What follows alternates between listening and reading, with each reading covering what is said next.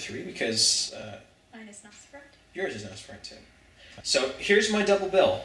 Couldn't separate them. Okay. George A. Romero's Night of the Living Dead, 1968.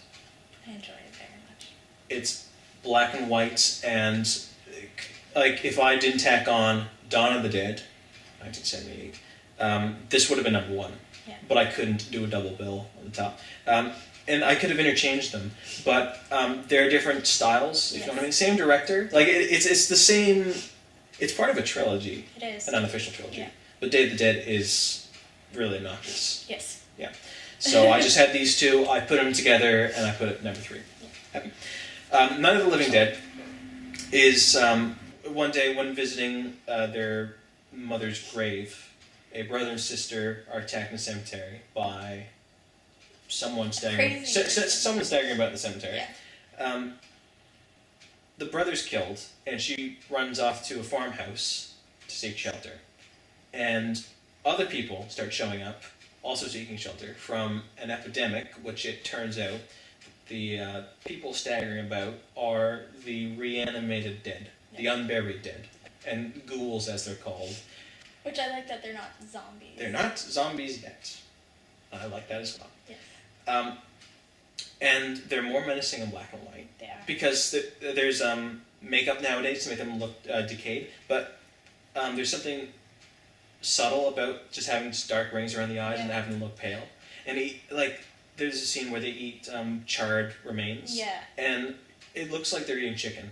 Yeah. But that is gross. That is gross. The fact that it's like it's something subliminal to me that they're eating. Like I could so have easily eaten that yesterday. Yeah. Yeah, you know. Yeah. And the lead is black.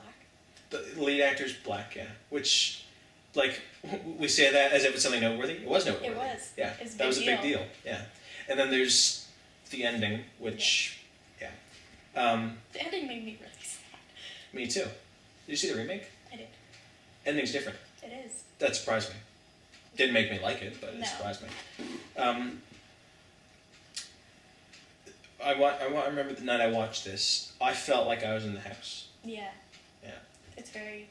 And you got a good sense of space. Like, even though a lot of the way George Romero shoots it, it's a lot of close-ups. Yeah. You get a sense of space, and because you're not just trapped inside the house all the time, some people have to go outside the house. But you got a good idea of space, and that there's stuff going on. Each person is their own character.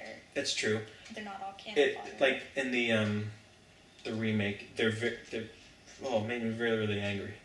But here, there's conflict. There is. But it's not blown out of proportion. No. It's people who want to survive, and we want them to survive because they're people we care about. Yeah. And they have their own problems and stuff that they True. bring into the mix. And you interact with their problems. Now, the second part of this, of the Living Dead saga, I'll call it, is something a little more modern, something colorized, something... the style is different, same director, but it's Dawn of the Dead, which is this... I take it as the same... I just take it as while they're surviving in that house, Dawn of the Dead could be happening somewhere else. It's the ghouls have risen, the dead aren't dying properly, they're gnawing on the flesh of the living. Instead of a farmhouse, a separate cast of characters. It's not like they copy-pasted the other ones. No. We have new people. And I actually like these people more because they have bigger problems. They like the stakes are higher. And they feel like more of a family. Yeah. There's no conflict, mostly, between them. There's not much animosity. And they hold up in a shopping center. And the shopping center, I love the shopping center more than the farmhouse. It's bigger. Well, it's bigger, and there's also a bit of commentary because the zombies come back to the shopping center because that's what they knew how to do. Yeah. And it says it's supposed to be saying something about how society works and that we're basically drones anyway. I kind of like that. I like that George Romero does that. Yeah. A lot. He puts some messages in his movies. I saw the director's cut of this. This is like 2.5 hours of I saw. And I like it more than... I can't imagine cutting scenes out. It's much gorier. Like, it's one of the most ghastly movies I've seen without being turned off so much that I just wanted to not watch it. Yeah. Like, it's gory, but it affects you, but it's effective Yeah. rather than exploiting. This is the one that most people know. Yeah, I know.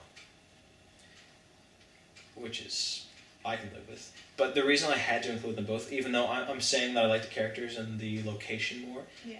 it's that other style of having. It depends on what you're in the mood for. Want some zombies? Do you want to have a lot of fun and kind of be grossed out a little bit? You watch Dawn of the Dead. But if you want atmosphere and you want terror, you watch Night of the Living Dead. Yeah. And they both have different strengths. Yeah. And pretty much no weaknesses. Yeah. So Night of the Living Dead and Dawn of the Dead as a double bill, Yeah. which I do pretty much every list.